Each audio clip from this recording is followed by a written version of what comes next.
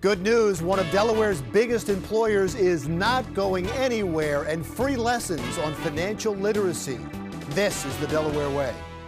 Welcome to the Delaware Way. I'm Larry Menti. At this time when companies are talking about moving out of Delaware and it's in the news all of the time, here is a company that is here to stay and is one of the largest employers in Delaware. And I'm pleased to introduce you to Tanya Bakalov, who is the Chief of Staff and founder of SevOne. Thank you, Larry. What is SevOne? What does SevOne do? Oh, so SevOne as a company, what we do is we make software products that monitor the digital infrastructure of the largest companies in the world. Companies such as Vodafone, eBay, Lockheed Martin, large financial institutions, service providers, high-tech companies. So what does that mean when you're analyzing the digital infrastructure? Right. What do you do? What kind of information do you give to these people? Absolutely. So imagine air traffic control systems and the network that becomes with the airports, and thousands of planes take off or land in, and the ultimate goal is for passengers to go from point A to point B without their service being disrupted. So take that analogy and put it in SevOne's world. We take all of that data from various pieces of the digital infrastructure that these companies provide and make sure that users can get their service. So imagine if you want to make a phone call, you pick up the phone and that's an uninterrupted service. Or you want to watch your favorite TV programming on Xfinity, on your cable provider. Or you're trying to just buy an iTunes song off of the Apple phone. All of that is, we're part of the piece of the puzzle that makes that happen for companies. And when you say you go in, and correct me if I'm wrong, if I ever say this wrong, you go in and you analyze their structure? Yes. And so do you look for problems? Yes, we look for problems, we look for a way to optimize different things through capacity plan, make sure that when you're adding another service, you're launching a 4G LTE, let's say in one of the largest providers here in the countries, again, those services are uninterrupted. And that ends up saving these companies money? Absolutely, yes. In the long run? I mean, and how did you come up, you were one of the founders, did you come up with the idea for this? No, actually it was my husband. So more than 10 years ago, my husband, who's Tanya Bakalov, and he's the Chief Technology Officer of the company, him and a very good friend of his, Jim Young, were working for two of the largest institutions here in the state of Delaware, two of the largest financial institutions. And they were using products that were just not scalable. They were not able to do the work. And they saw this massive amount of information that was coming. Companies were moving to the cloud, as if you've heard that Sure. term.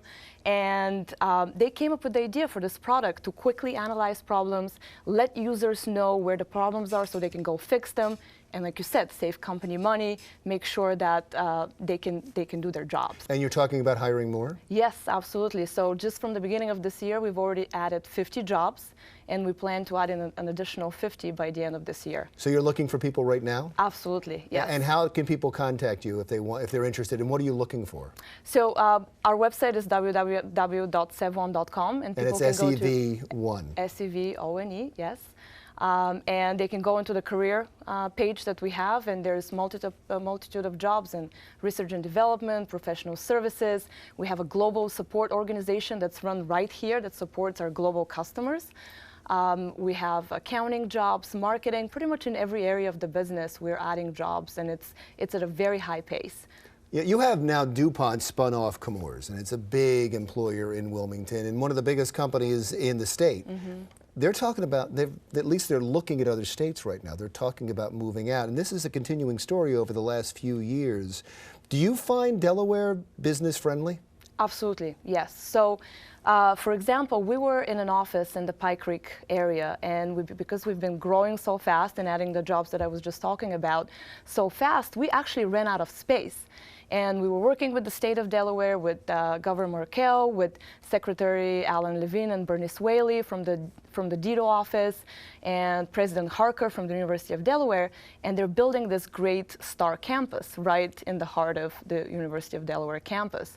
And we talked to them, it seemed like a great idea, and we're now building this huge office facility that's going to be right there, close to the university, and that would not be possible if we weren't so closely working with the state. So I think it's a great And you praise the governor, place. too, Absolutely. for his work with you. Absolutely, yes. There's this deficit now in the state of Delaware, and they're talking about how to try to plug this deficit. And one of the things they keep talking about is raising the personal income tax for those making over $125,000, and another, even a higher rate for those making over $250,000.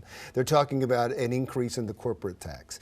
Those increase in taxes as a business and a business person, do you look at that and say, that's not so business friendly, or is that something you stay out of as a company? You know what, we have a commitment here and we love being here, and the jobs that we're adding are actually very high paying jobs, and we have not looked at that as a deterrent. Yeah, so it's not, you don't even pay attention to that, because that's one of the arguments against it. It's going to chase businesses out. You want the people that are getting high-paying jobs to stay here and to earn their money here. But you're saying as a company, that really isn't a consideration? Well, to be able to provide the infrastructure, to be able to build those buildings and to attract these people, you still have to fund the state in some sort of way.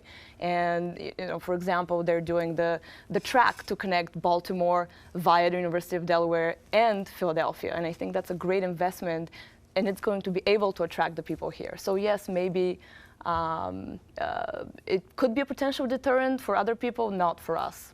Yeah, because I'm not trying to chase you out. and I hope you're committed, and I hope you are staying in Delaware. I want to ask you about, and I told you this before we went on, that I watched this interview recently with Amy Pollard. And it was an interesting interview. She's the comedian that used to be on Saturday Night Live and was on Parks and Recreation. And they asked her about being a woman comedian. And they said, you know, there's not many funny women, and it's so tough to be a woman comedian. And she cut the interviewer off and said, you know, that's such a boring question. It's old news. Can we just move on? Can we do something else?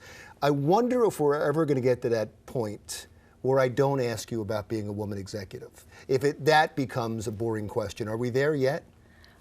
We're close. We're close. And by the way, I love Amy Poehler and Tina Fey. They have definitely broken the ground, and I hope that one day I can say, hey, I broke a piece of ground, and I'm able to say that. And I think we're close.